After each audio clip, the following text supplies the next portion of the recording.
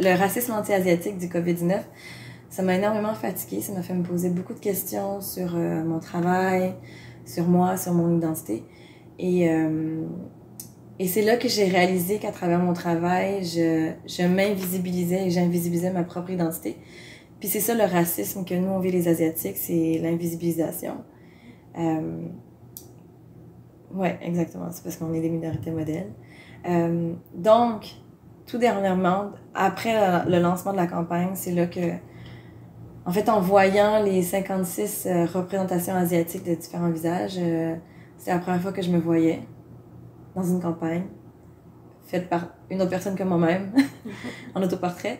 Ça m'a vraiment fait beaucoup de bien et c'est là que j'ai décidé que ma nouvelle façon de combattre le racisme, c'était en embrassant ma culture, mon héritage, mes ancêtres, puis davantage donner de la place à ma culture et mon identité dans mon travail.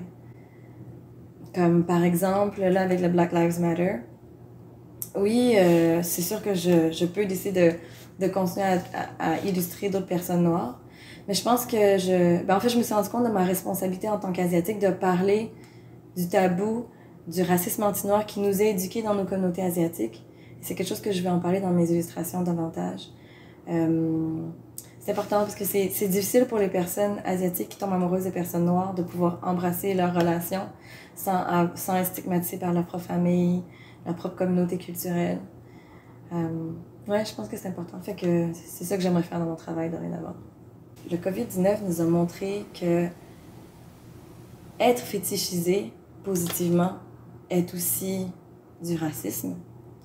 Puis que même si on a pu profiter des privilèges blancs pendant des années, au détriment des personnes noires, des personnes arabophones et tout autre, on a pu voir avec le COVID-19 que ça a basculé comme ça.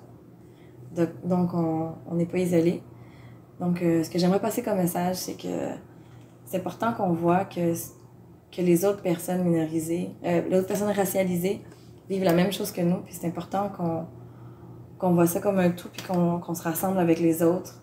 Puis qu'en fait, c'est le bon moment pour montrer aux autres qu'on est là pour eux, parce qu'ils ont été vraiment là pour nous.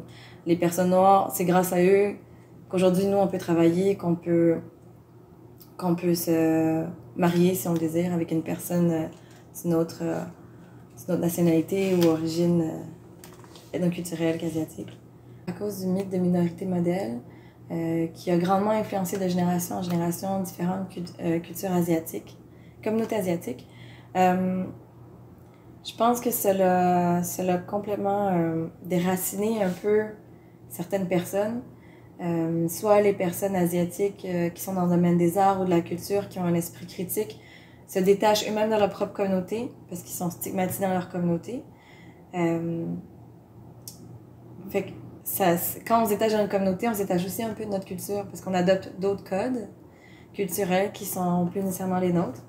Fait que je pense que le symposium va permettre à ce que ces personnes-là enfin se rencontrent puis puissent parler de leur parcours puis se voir que leur parcours n'est pas un cas isolé puis qu'ils peuvent en gagner à travailler ensemble. Je pense que c'est vraiment important parce que les autres communautés culturelles l'ont fait. Comme chez les personnes noires, il y a eu le Black Liberation Movement. Chez les Latinx, les personnes se sont mis ensemble pour définir pourquoi ils et elles mettaient un X dans leur propre nomination identitaire. Chez les personnes autochtones, il y a la résurgence autochtone qui est très forte. Fait que je pense que là, il est temps que les Asiatiques se rassemblent et se questionnent comment est-ce que ils et elles veulent décider pour la suite, comment ils et elles veulent décider de leur propre identité. Je pense que le fait de se rencontrer, ils et elles vont pouvoir voir qu'ils